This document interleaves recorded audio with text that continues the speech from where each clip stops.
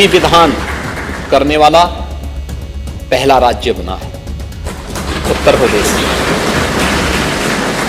आपने विधानसभा में प्रवेश करते ही आपने देखा होगा कि विधानसभा के अंदर किस रूप में विधानसभा के स्वरूप को एक व्यवस्थित तरीके से पूरा परिचय, कोई भी जाएगा, कोई गाइड की आवश्यकता नहीं, आप जाएंगे एक एक जगह थोड़ा समय निकाल करके एक ओर से घूमते हुए जाएंगे, देखते जाएंगे, आपकी समझ में आएगा कि वास्तव में कैसी हमारी संवैधानिक संस्थाएं कैसी होनी चाहिए, उसका स्वरूप कैसे होना चाहिए। आपको कहीं भी पान खा के नहीं थूका मिला होगा, गंदगी नहीं मिली होगी। आपने देखा होगा एक दिन यहां पे एक किसी सुपर महानुभाव ने कहीं पान खा के थूक लिया था, कैमरे में कैच हो गया। तो विधानसभा के अध्यक्ष जी ने उनको अपने चैम्बर में बुला करके कहा कि आप साफ करेंगे या फिर हमें विधानसभा के फ्लोर में बात रखनी पड़ेगी। उन्होंने कहा कि मैं चुपचाप साफ करूंगा। तो ये नौबत नहीं आनी चाहिए। वैसे भी सार्वजनिक स्थानों पर थूकना, गंदगी करना, अपने घर के किसी कूड़े को फेंकना, प्लास्टिक का इस्तेमाल करके उसको फेंक देना, ये जानते हुए कि सिंगल यूज प्लास्टिक पे बैन है, ये चीजें क्या दिखाती हैं? ये चीजें दिखाती हैं कि हमारा आचरण कितना अभद्र है, कितना अशिष्ट है, कि हमारी शिष्टता का नहीं, हमारी भद्रता का नहीं, ये हमारे आचरण के एक नकारात्मक पक्ष को प्रस्तुत करता है। नकारात्मक पक्ष को नहीं, सकारात्मक पक्ष को लेकर हमें काम करना है। उस सकारात्मक पक्ष को कैसे हम आगे लेके चलते हैं, इन चीजों को देखने की आवश्यकता है। ये संस्थाएं विधानसभा, इस विधान भवन के कस्टोडियन विधानसभा के अध्यक्ष होते हैं। इसका संरक्षण उनका दायित्व है। या किसी भी महत्वपूर्ण पद पर पहुंचा हुआ व्यक्ति उसका कस्टोडियन होता है और वह कस्टोडियन की भूमिका में उन दायित्वों का अपने कार्यकाल के दौरान निर्वहन करता है।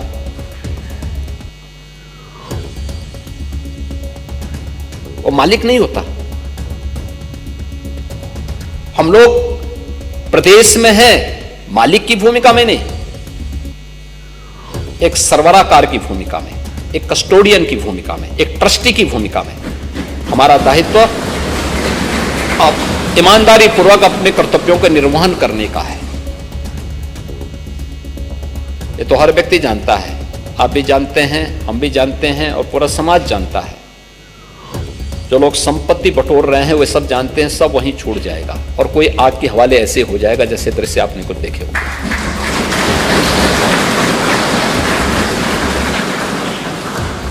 लेकिन हमारा राष्ट्रीय दायित्व भी तो कुछ है, याद रखना। इस राष्ट्र की एकता, अखंडता और संप्रभुता के साथ ही हम सबकी भी सुरक्षा जुड़ी हुई है। इस राष्ट्र की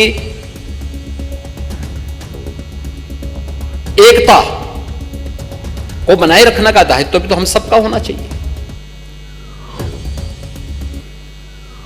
सामाजिक भेदभाव न हो, विभेद न हो, इस सभी की सामूहिक जिम्मेदारी बनती है।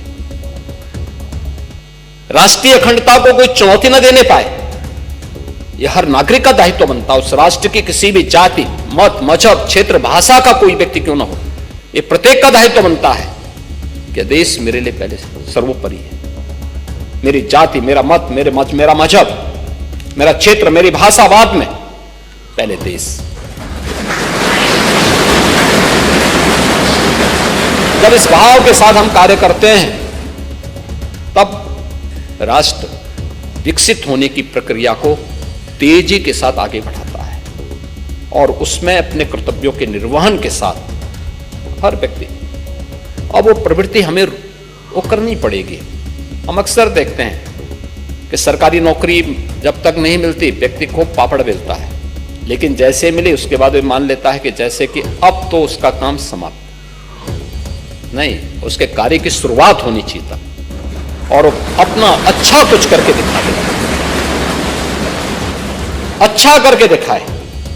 और यह जिस दिन इस प्रकार के भाव के साथ हर उत्तर प्रदेश वासी और हर भारतवासी काम करना प्रारंभ करेगा, परिणाम देगा। हम लोगों ने पिछले 8 वर्ष में यही काम किया है। प्रधानमंत्री मोदी जी की प्रेरणा से यही काम हम लोगों ने किया है, अलग से नहीं। कोई ऐसा हमने नहीं कर दिया कि कहीं से अतिरिक्त ऐसा हम नहीं ला दिए। हमने केवल पब्लिक को प्रेरित किया, समाज के हर एक तबके को इस बात के लिए प्रेरित किया कि भाई देखो, हमारी भी तो इस प्रदेश के प्रति कोई जिम्मेदारी है। प्रदेश हमें पहचान दे रहा है, हमें भी इसके प्रति कोई जिम्मेदारी है, कोई जवाबदेही है।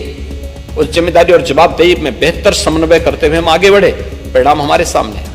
यह प्रदेश 17 के पहले बीमारू राज्य था, आज बीमारू नहीं, देश की अग्रणी अर्थव्यवस्था के रूप में अपने आप को स्थापित किया।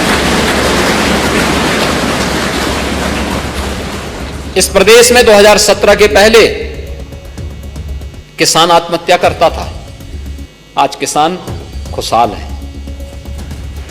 2017 के पहले बड़े पैमाने पे भूख से मौतें होती थी, आज भूख से मौतें नहीं बल्कि 15 करोड़ लोग पिछले 5 वर्ष से फ्री में राशन की सुविधा का लाभ प्राप्त कर रहे हैं। टेक्नोलॉजी का बेहतर उपयोग हुआ है। ई पॉस मशीन से हम लोग लखनऊ में बैठ करके स्क्रीन के माध्यम से सभी 80,000 फेयर प्राइस शॉप की मॉनिटरिंग कर सकते हैं। यह है टेक्नोलॉजी की ताकत। हमने इस्तेमाल क्यों नहीं किया पहले, क्यों नहीं किया?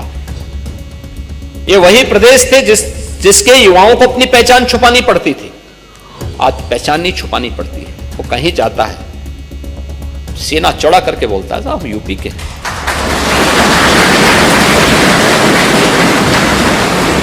आप देखते होंगे 17 के पहले जो व्यक्ति यूपी के बाहर जाता था पहचान छुपाने के लिए मजबूर होता था, और अब बता भी दिया तो लोग बड़ी तीखी निगाहों से देखते थे। आज आप जब जाएंगे बोलेंगे मैं उत्तर प्रदेश का निवासी हूं, तो लोगों के चेहरे पर एक चमक होती है। उत्तर प्रदेश का नाम सुनते एक चमक होती है। यह है पहचान। इस पहचान को यूपी आज के दिन पर रेवेन्यू सरप्लस स्टेट है, हमारे पास पर्याप्त मात्रा में धन है।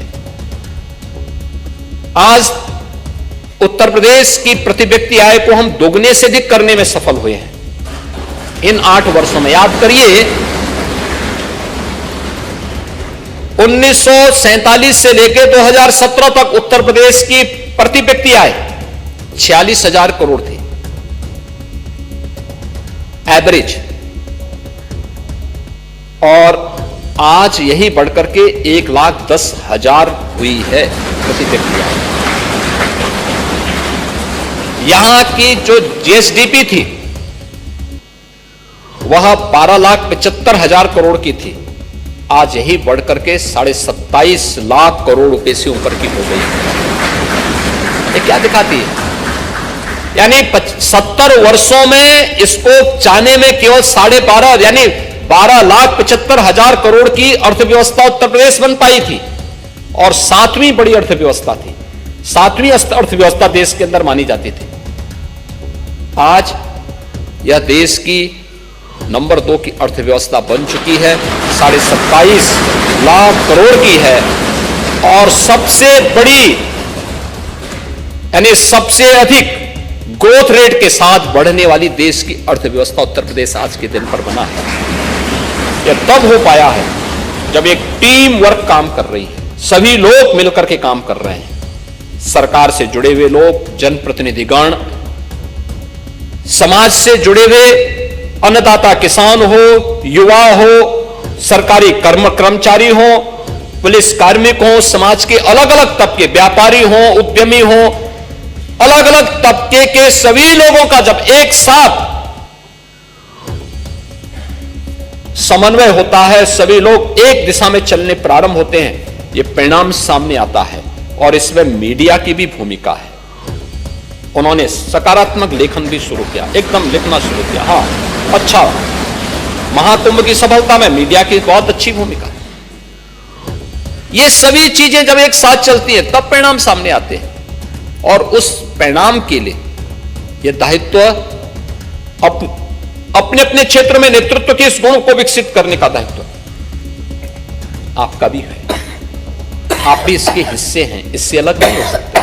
और युवा संसद उसी भाव के साथ आगे बढ़ रही है। मुझे बहुत प्रसन्नता है कि आज उत्तर प्रदेश इस प्रतिष्ठित विधानसभा में आपको आने का अवसर प्राप्त हुआ है। अगले 2 दिन आपके यहां व्यतीत होंगे। एक सकारात्मक डिबेट को आप आगे बढ़ाएंगे और अपनी बात को बिना किसी भय के निसंकोच बोलिए। हाँ, बोलते समय तो जरूर ध्यान रखना कि उसमें तथ्य होने चाहिए, और उसमें जो कुछ भी आप बोलें उसमें तथ्यों के साथ साथ आपकी संवेदनशीलता भी झलकनी चाहिए और शिष्ट आचरण भी दिखना चाहिए। अगर ये सब चीजों को, वही चीज शालीनता के साथ भी बोली जा सकती है और वही चीज अभद्र तरीके से भी बोली जा सकती है। व्यक्ति को तय करना है कि वह किस श्रेणी में खड़ा होना चाहता है, और मुझे लगता है कि इन बातों को आप रख करके इन 2 दिनों के अंदर यहां पे 3 जो सबसे अच्छे यूथ सेलेक्ट होंगे, यानी आप सभी अच्छे हैं, लेकिन उन 3 को सेलेक्ट करना यहां पे जो हमारी टीम बनी हुई है, इनके लिए बहुत बड़ा चैलेंज होगा, बहुत बड़ा चैलेंज होगा। क्योंकि 3 का 240 में से 3 का चयन करना, और वो तो अच्छा है कि आज की विधानसभा हमारी बहुत अच्छी चलती है, नहीं तो 90 के दशक की विधानसभा होती तो पता नहीं क्या हो गया होता।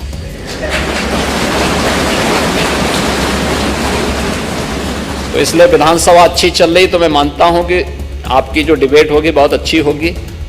और जो यहां पे जूरी बनाई गई है, जूरी अच्छा फ्री एंड फेयर सिलेक्शन करके वो 3 नामों को फिर देश के लिए चयन करके भेजेगी। आप सभी आए, आपको मैं बधाई देता हूं, आप सबको मैं शुभकामनाएं देता हूं और विश्वास करता हूं कि आप सब जीवन के अपने क्षेत्र में पारंगत हों, नेतृत्व का गुण विकसित करें। अलग अलग क्षेत्र में आपके गुणों से उत्तर प्रदेश भी और देश भी लाभान्वित हो, इस विश्वास के साथ मेरी मंगल में शुभकामनाएं आप सबके प्रति हैं। धन्यवाद। जय हिंद। बहुत बहुत धन्यवाद माननीय मुख्यमंत्री महोदय। और अब आपकी अनुमति से अब राज्य स्तरीय विकसित भारत युवा संसद प्रतियोगिता का आरंभ होता है। आप सबकी जानकारी के लिए बता दूं कि इस प्रतियोगिता में भाग ले रहे सभी 240 विद्यार्थियों को जनपदवार अल्फाबेटिकली क्रम में बोलना है। तो 3 प्रतिभागी माननीय मंच के समक्ष अपनी कला का प्रदर्शन करेंगे। सबसे पहले आगरा की कनक चौहान, और निर्णायक मंडल को बता दूं ये प्रतियोगिता प्रारंभ होती है। ये जो प्रतिभागी बोल रहे हैं ये प्रतियोगिता का हिस्सा है। आगरा की कनक चौहान।